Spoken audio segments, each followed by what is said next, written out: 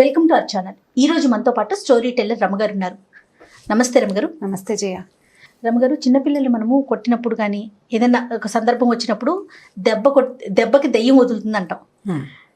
అసలు దీనికి దానికి కనెక్షన్ ఏంటండి? అంటే మనం కొడితే దెయ్యం వదలటం ఏంటి? దీనికి సంబంధించి ఏమైనా స్టోరీస్ కానీ అసలు ఈ మాట ఎందుకు వచ్చింది, ఈ సామెత?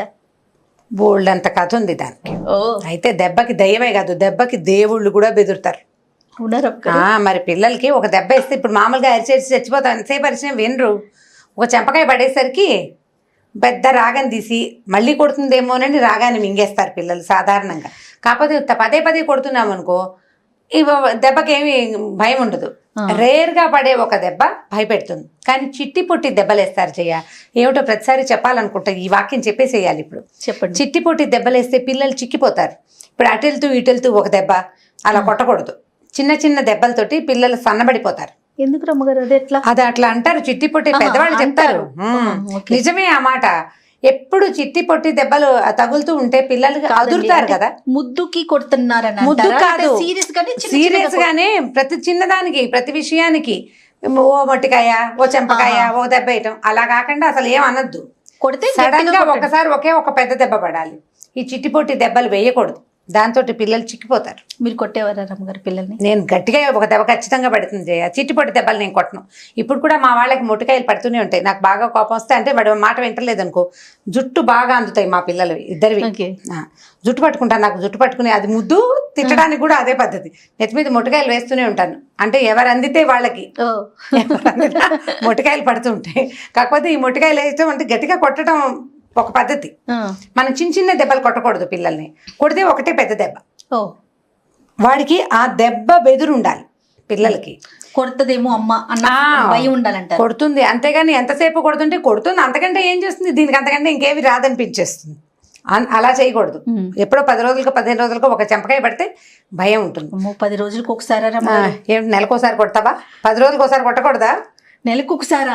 మరి ఎలా? పిల్లలు కొడతామా రమ్మగారు? గట్టిగా నోట్తో చెప్పాలి గాని మీరు కూడా కొట్టమని చెప్తున్నారా? మరి కొట్టకంటే కుదరదు. మరి దేవుళ్ళు కూడా భయపడతారు దెబ్బకి. అదే కానీ చెప్తున్నాను. చెప్పండి, స్టోరీ చెప్పండి. ఫైనల్ లో డిసైడ్ చేసుకుందరు. కానీ చిన్నప్పుడు న్యూస్ పేపర్లో, చిన్నప్పుడు అంటే నా చిన్నప్పుడు అంటే కనీసం ఇది 70s లో అనుకోండి, న్యూస్ పేపర్లో ఫుల్ పేపర్ ఉంటుంది. ఆ పేపర్ నేల మీద పరిచి మొదటి పేపర్ని ఇలా కొంచెం పైకి లేపితే రెండో పేపర్లో ఈ కార్నర్కి, అంటే పేపర్ ఇలా పెట్టుకుంటే ఇటువైపు కార్నర్కి అనమాట, రైట్ సైడ్ కార్నర్కి ఒక చిన్న కాలం ఉండి అక్కడ ఒక కథ వేసేవాళ్ళు.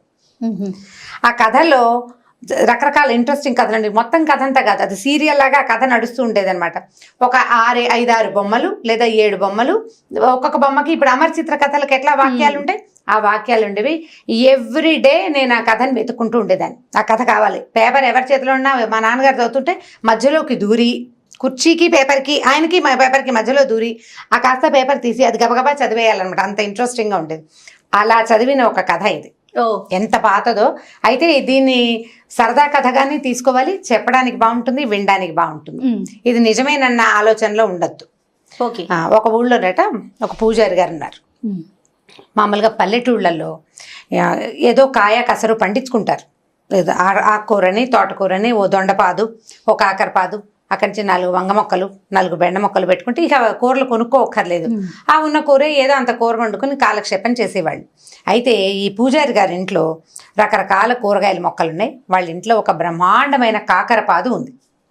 కాకరపాదుకి ఏంటంటే స్నానాలు చేసే నీళ్లు, వేడి నీళ్లు పడితే కాకర విరగ్గాస్తుందని చెప్పేవాళ్ళు చిన్నప్పుడు. మామూలు నీళ్ళు కాదు, అక్కడ కూర్చుని స్నానం చేస్తారు ఇంకో పిల్లల స్నానాలు అవి. అప్పుడు ఏముంది, బాత్రూంలో పాడ ఏం లేవు, ఓపెన్ ఎయిర్ బాత్రూమ్సే, బయటే స్నానాలు చేసేవాళ్ళు. ఈ వేడి నీళ్లు, సునిపిండి నీళ్లు, నూనె నీళ్లు అవి తగిలితే కాకర విరగ్గాస్తుందని చెప్పేవాళ్ళు. అయితే వాళ్ళ దొడ్లో కాకర చెట్టు విపరీతంగా కాసేది, బోల్డ్ కాయలు. ఈ పూజారి గారికి ఓ 2-3 పిల్లలు ఉన్నారు. ఓ కొడుక్కి పెళ్ళయింది. చిన్నపిల్లలు ఏదో చదువుకునేవాళ్ళు. ఈ పెళ్ళి అయితే కోడలు కొత్తగా వచ్చింది. దానికి కాకరకాయ కూర మహా ఇష్టం. వీళ్ళింట్లో కూడా కాకరపాదు ఉంది, ఇంట్లో అందరికీ కాకరకాయ కూర ఇష్టం. అయితే అత్తగారు ఏం చేసేది, కాకరకాయ పులుసు కూర చేసేది. ఈ అమ్మాయికి వేపుడు ఇష్టం.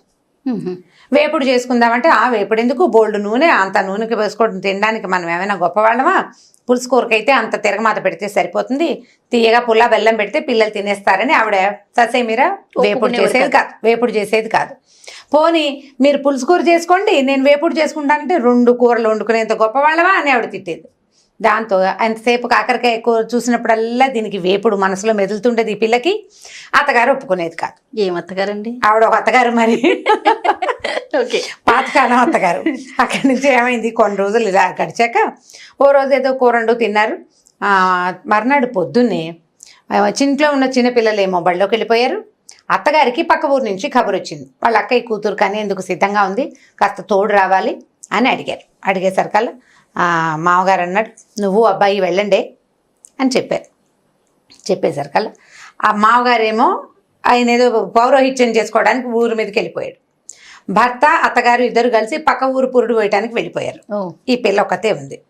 సరే ఆవిడ ఏమంది, పొద్దున ఏదో వండాను కదా వంట, అన్నం తినేసేయి, ఆ పశువుల దగ్గర బాగు చేయి, ఏవో 10 రకాల పనులు, మామూలుగా ఇంట్లో ఉండే ఆడపిల్లలకి అప్పచెప్పే 10 రకాల పనులు అప్పచెప్పింది. మధ్యాహ్నం అయ్యేసరికి పురుడెళ్ళగానే నేను వచ్చేస్తాను, సాయంకాలం ఆవుకు పాలు తీయాలి, ఈ కథ ఏదో చెప్పి వెళ్ళిపోయింది. ఈ పిల్ల ఏం చేసింది, 4 పనులు సవరించుకున్నాక అన్నం పెట్టుకుందామని అనుకుంది. ఆకలిస్తుంది, అన్నం తిందామని. అప్పుడు దానికి తట్టింది, ఎవరు లేరు, ఎంచక్కా 2 కాకరకాయలు కోసుకుని వేయించుకుంటే బాగుంటుందని చూసింది. చెట్టు మీద చూస్తే బోల్డ్ సేపు వెతికితే కానీ కాయలు కనపడలా. ముందు రోజు కోసేసుకున్నారు, పక్కింటి వాళ్ళకి వీళ్ళకి పనిచేసి ఉంటారు. అక్కడి నుంచి ఒక లోపలగా మూలకి ఒక 4 అంటే 4 నవనవలాడుతున్న లేత కాకరకాయలు కనపడ్డాయి.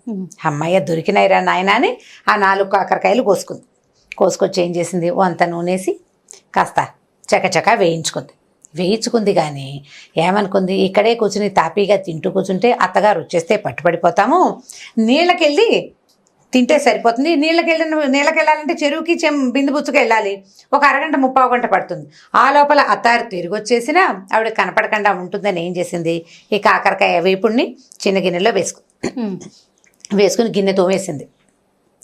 అక్కడి నుంచి ఆ పొద్దున అత్తగారు చేసిన పులుసో కూర ఏదో ఉందిగా, అది వేసుకుని అన్నం తినేసింది. ఇది ఎక్స్ట్రా తినడానికి బౌల్లో వేసుకుంది అనమాట, స్నాక్ వేసుకుని ఏం చేసింది, బిందులో పెట్టుకుని చెరువు గట్టుకు బయలుదేరింది. అన్నం తినేసింది, దొడ్డి తలుపు వాకిలి తలుపు వేసేసింది, గేట్ వేసుకుని వెళ్ళిపోయింది. ఈ వెళుతూ ఉంటే ఏమనుకుంది, చెరువు గట్టు మీదకి వెళ్తే చాలా మంది కనపడుతున్నారు. చెరువు గట్టు మీద అక్కడ కూర్చొని కాకరకాయ కూర ఓపెన్ చేస్తే దాంట్లో ఇంగు వేసింది, జీలకర్ర వేసింది. అదేమో మూత తీసేసరికల్లా వాసన వస్తుంది కదా, వేపుడు గుమగుమలాడుతూ వాసన రాదు, వాసన వస్తుంది. ఎవరైనా అర్థమవుతుంది. రెండోది నేను తింటున్నట్టు చూస్తారు. ఓ పని చేద్దామని ఈ చెరువు గట్టుకి కొద్దిగా యువతలుగా ఒక కాళికా అమ్మవారి దేవాలయం ఉంది. ఆ ఊళ్ళో చిన్న గుడి, వీళ్ళ మామగారు కూడా అక్కడ అర్చన చేస్తాడు, అంటే ఆ గ్రామ దేవత అనమాట కాళికమ్మ. అయితే ఏం చేసింది, అదే పెద్ద గుడి ఏం కాదు, అది చిన్న గుడి. కొద్దిగా తలుపు జారేసుకుని లోపల కూర్చోవచ్చు అమ్మవారు ఎదురకుండా. ఇదేం చేసింది, తలుపు అలాగా తోసి పిల్ల లోపలికి వెళ్ళి కూర్చుని బిందెలో నుంచి గిన్నె తీసింది, ఒక్క ముక్క ఎగరేసి నోట్లో వేసుకుంటే కాళికాదేవి చూస్తుంది. ఏమిటి ఇది ఎవరు నా ఎదురుగుండా కూర్చొని తింటోందని చూస్తోంది నేరుగా. చూస్తుంటే ఈవిడ ఈ పిల్ల చూసింది పైకెత్తి, నీకు పెట్టడానికి కాదులేవమ్మా నేనే తింటున్నాను అంది ఒక మాటకి. అనేసరికల్లా ఆవిడ మళ్ళీ చూస్తోంది పిల్లకేసి.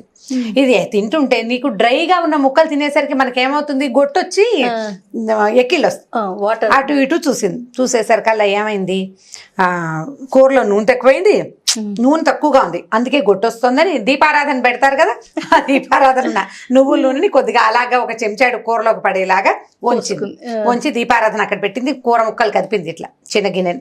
ఆ గిన్నె కదిపి ఏం చేసింది, మళ్ళీ 4 ముక్కలు నోట్లో వేసుకుంది. ఈసారి నూనె కూడా తగిలేసరికల్లా సర్రమంది దాహంగా అనిపించేసింది, దానికి లోపల కారం వచ్చేసింది. ఏం చేసింది, అమ్మవారికి పొద్దున్న అర్చన కోసం పెట్టుకుంటా నీళ్లు ఉంటాయి కదా, ఆ నీళ్ళగా చెంబెత్తుకుని నీళ్లు తాగింది.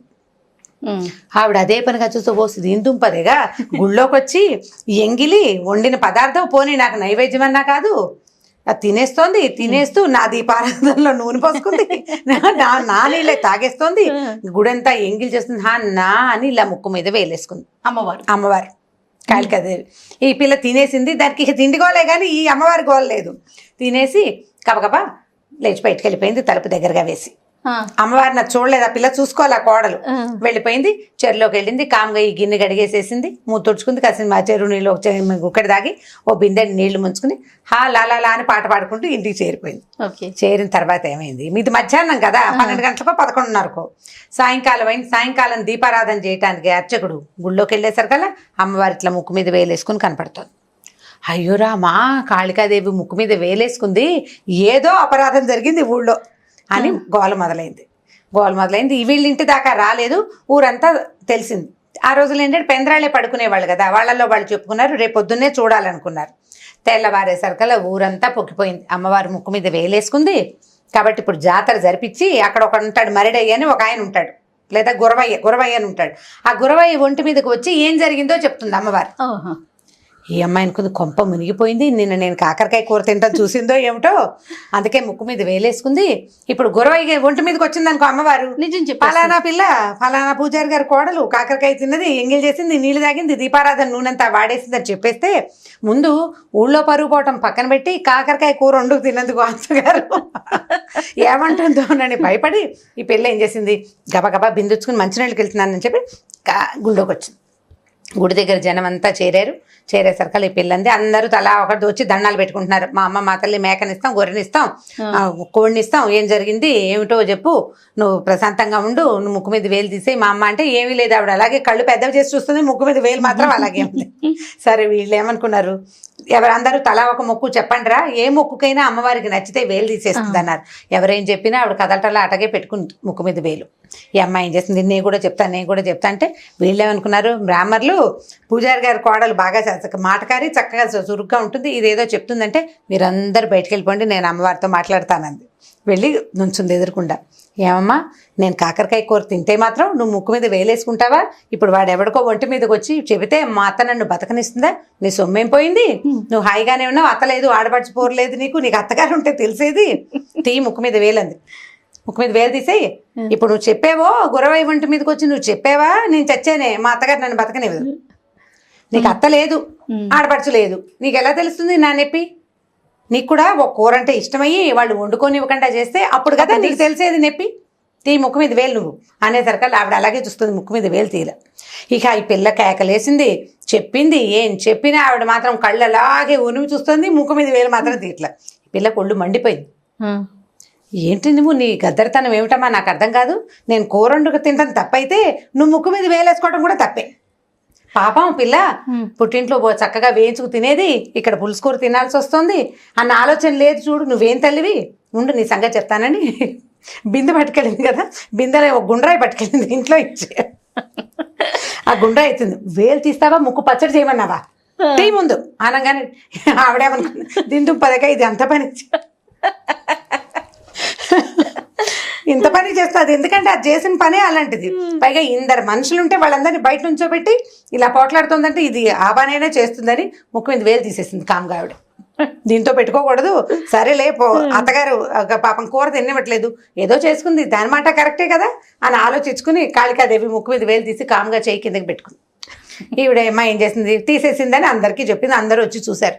చూడంగానే అమ్మ పూజారి గారి కోడలు ఎంత భక్తురాలు, అమ్మవారితో నేరుగా మాట్లాడి ముక్కు మీద వేలు తీయించేసింది అని చెప్పి ఇక ఆ పిల్లని ఇక మామూలుగా కాదు నువ్వే రోజు అమ్మవారికి వచ్చి పూజ చేయాలి అమ్మాయి అని చెప్పి ఇక ఎంతో ముద్దుగా చూసేశారు. అత్తగారు కూడా తన కోడలు ఎంత మహాభక్తురాలో తెలుసుకుని అప్పటి నుంచి దానికి ఇష్టమైన కాకరకాయ వేపుడే వండి పెడుతూ అమ్మవారి ప్రధాన గణంలోకి ఈ పిల్లని చేర్చేశారనమాట. ఆ అమ్మాయి కూడా అప్పుడు ఆ క్షణానికి తను తప్పించుకోవాలి కాబట్టి అమ్మవారితో పోట్లాడింది, కానీ అది భక్తి కాకపోవడం ఏం లేదు దానికి. ఆ తర్వాత నుంచి అమ్మవారిని నిత్యం చక్కగా సేవించుకుంది. పూజారి కూడా బాగా ఈ పిల్ల ఏముంది రోజు గుళ్ళోకి వచ్చి పూజ చేసే వాళ్ళకి సంపద ఆటోమేటిక్గా వస్తుంది. తర్వాత వాళ్ళ కుటుంబం బాగుపడింది. కాకరకాయ ముక్కల ద్వారా ఈ పని చేసింది అనమాట. ఆవిడకి భయం వేసింది కదా, దెబ్బ అంటే దెబ్బ దేవుడికి కూడా గురువే. ఎప్పుడు మనం మామూలుగా తెలుగులో చెప్తారు సామెతలు చెప్పుకుంటామా, సంస్కృత సామెతలు కూడా కొన్ని మనం చెప్తాం. దండం దశగుణం భవేత్ అని. దండం అంటే ఒక దెబ్బ 10 రకాలుగా పనిచేస్తుంది. ఈ మధ్య వాట్సాప్లో ఎవరో ఒక వీడియో పెట్టారు, వాట్సాప్లో కాదనుకుంటా ఫేస్బుక్లో. ఒక ఆయన చిన్న పిల్లని పక్కన కూర్చోబెట్టుకుని అన్నం ప్లేట్లో పెట్టుకుంటాడు. తన చేతిలో ఒక బొమ్మ ఉంటుంది, ఆ బొమ్మకి అన్నం తినిపించడానికి ట్రై చేస్తాడు.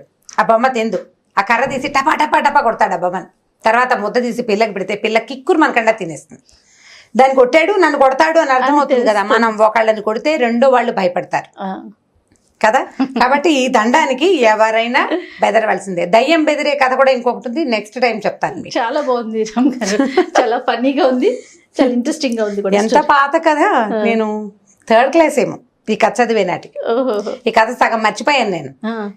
ఈ మళ్ళీ ఎలా గుర్తుకొచ్చింది మీకు? మా అక్కయ్యని, మాకు అక్కయ్యలు లేరు మాకు. రన్నింగ్ లైబ్రరీస్, వాకింగ్ లైబ్రరీస్ ఉన్నాయి మా దగ్గర. ఓకే. నేను మా అక్కయ్య ఏమిటంటే మా అక్కయ్యకి బాగా గుర్తులేదు, ఇద్దరం కలిసి 4-5 సార్లు చెప్పుకున్నాక ఇంకా స్ట్రైక్ అయిందనమాట. దీన్ని వంకాయ కూర అని చెప్పే ఊళ్ళలో, కొన్ని ఊళ్ళలో వంకాయ కూరగా కూడా చెప్తారు. ఆ పేపర్లో వచ్చింది మాత్రం కాకరకాయ వేపుడే అనమాట. కాకరకాయ వేపుడు. సూపర్. చాలా బాగుంది రమ్మ గారు. ఇంకొక వీడియోతో మళ్ళీ కలుద్దాం. నమస్తే. నమస్తే. ఈ వీడియో కనుక మీకు నచ్చినట్లయితే లైక్ చేయండి, షేర్ చేయండి. మరిన్ని వీడియోస్ కోసం మా ఛానల్ని సబ్స్క్రైబ్ చేసుకోండి.